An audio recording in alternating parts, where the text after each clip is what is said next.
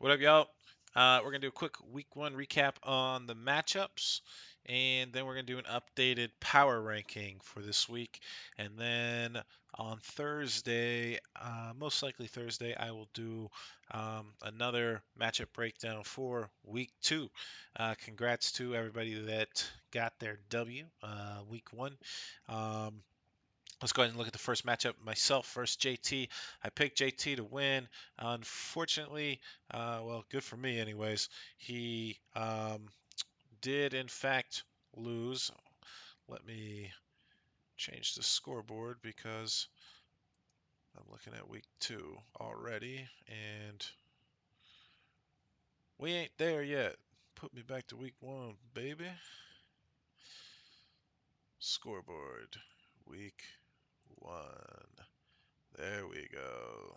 There we go. Okay. So myself, I had the highest score for the week, 149.16.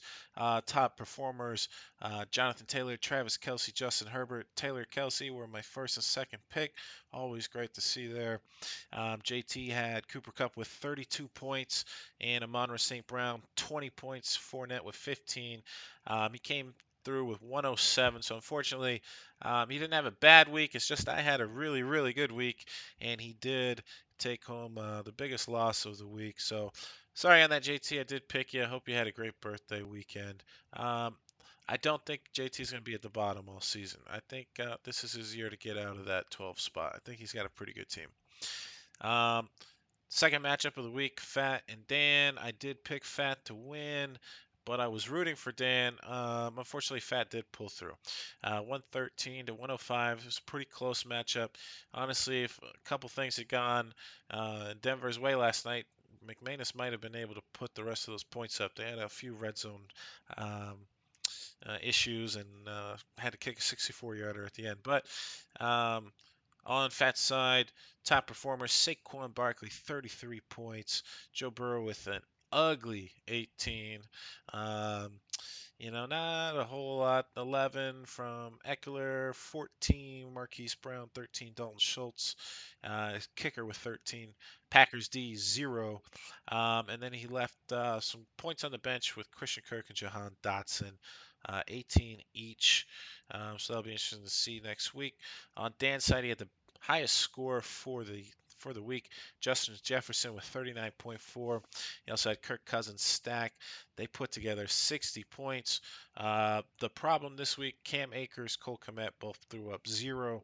Damon Pierce threw up 5. CD Lamb threw up 5. It's going to be tough when half the lineup is putting up 5 or less. But Dan does have some pretty good players on his bench. Renfro, Stevenson. Um, so he's got some adjustments that can be made there. Um, Let's go to. I did pick Fat to win, so currently we're 1-1 on the predictions. The third matchup, Jordan and Scott, closest matchup of the week, less than a point. I picked Jordan to win. He barely squeaked by. It was the Monday night game. Jerry Jeudy put up 20 points, and DK Metcalf put up 8, and that was enough for Jordan to get the W.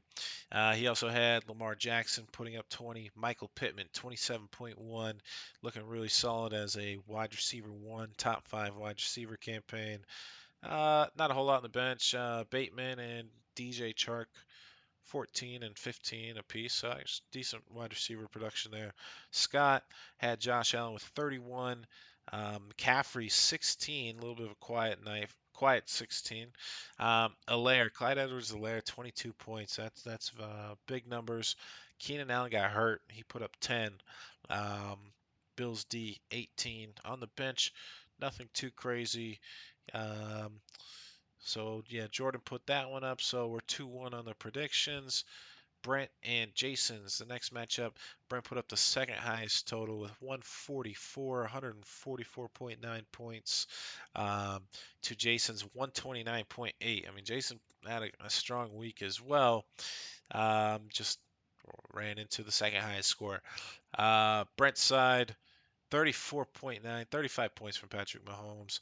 Um, 8 from Derrick Henry. A little quiet there. Kareem with 23. Tyreek and Jalen Waddle 36 points in totaling for Miami. Um, Juju, 12 points, pretty strong night. On the bench, Tyler Boyd with 13. T. Higgins did get hurt, so we'll see if he's able to keep up those numbers. Um, Jason's side, I think he's got a sneaky good team. I joked about him having a lot of commanders, and he's got a lot of Jets players too. But if he's going to get 20 points tonight out of Gibson and Williams, he's going to be a really tough out, especially with Devontae Adams putting up 30 and Kyler Murray with 20 points. Yeah, he's going to be a tough matchup throughout the season. I know Jason's not listening to this, so I don't mind giving him the compliment here. I think he's got a good team. I think he's going to commit. He's going to compete for the playoffs, but don't tell him I said it. And Brent was my lock, so I got that right. Thank you, Brent. You're beautiful. The next matchup, um, Trent Carter, that thing John Madden said versus Frank. Trent put up the lowest score of the week, 92.96 to Frank's 105. Trent did have a lot of injuries. Dak and Elijah Mitchell are both out for 6 to 8 weeks. Um, Trent currently does not have another running back to replace Elijah Mitchell, so that will be interesting. Um, he had 29 points and 26 and a half from DeAndre Swift. Let me start over. Jamar Chase, 29 points. DeAndre Swift, 26 points. If Trent can figure out that QB and running back slot, you may not need a whole lot of points from them to win if he's got two guys that are putting up 25, 30 points a night. On his bench, nothing crazy other than no running backs and multiple quarterbacks and defenses. Um, but points wise, nothing crazy there. Frank, Joe Mixon came through with 21, Stephon Diggs 26, Darren Waller with 11, more than enough to take down the auto drafter. Stafford, quiet night, 7.8. Arm looked a little funky. We'll see what happens there. Michael Thomas, 22.7 at the end of on his bench. Probably going to see him in the starting lineup next week, and that'll be Diggs and Michael Thomas will be a pretty scary combination here. Um, all right, last matchup, Marshall Alex. I picked Alex because I saw a lot of injuries on Marshall's side. I was a little concerned, didn't know who was going to fill the spots in.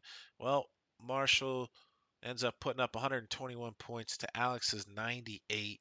Alex had the second lowest score for the week. Marshall's got maybe the scariest stack in the league. Jalen Hurts, Kirk Cousins and Justin Jefferson. Got to remember that one. They put up 60. Hurts and A.J. Brown put up 50. So pretty close. Cordell Patterson stepped up 22 points. 12 points from Debo Samuel and Drake London. Um, and really, the Panthers D let him down with 0, but otherwise, pretty decent. Alvin Kamara's quiet 8. Hayden Hurst put up 10. He just picked him up off the waiver. Can't be mad at that. His hurt players were J.K. Dobbins, George Kittle. On his bench, Robbie Anderson, James Robinson each had 20 points. Anderson 21. So a lot of points there, but he didn't need them this week. Alex could have used them. Russell Wilson with 18. Dalvin Cook 14. Connor 16. Cooks 15. Allen Robinson 2.2. Kyle Pitts 3.9. Nick Chubb 15 ran all over Carolina. Wasn't enough to get the W. On his bench, he had a couple running backs with 12 points, so that's always nice to see. Um, we'll see what that looks like moving forward. Alex and myself were the picks I got wrong, so we went 4-2 with the lock of the week. We got it right, baby. We're 4-2 with the lock. Let's do a quick rankings, and then, like I said, Thursday, Friday, I will send out a new video with week 2 matchups and predictions. We'll start from the bottom. I mean, the guy's got 2 running backs. One of them's hurt. Number 12, that thing John Madden said. Number 11, Concord Baby Racers. Number 10, Baker's Dozen Robinson. I think he was third last time. So whatever you did, Scott, the system didn't like what happened these last few days. I don't know why. Um, in the 9 spot, Off them perks, JT. 8 spot King Dingaling, Marshall. 7 spot number 2, Brent. In the 6 spot, we've got Jason, Commanding Commanders. 5 spot, Darnold, Team Darnold. And in the 4 spot, we have Alex, Let's Ride. 3 spot, Ja Rule. That's Fat. And in the 2 spot, Team Bed Pooper. And then that leaves the number 1 spot to Taylor's Gang. That's myself. That's it, fellas. So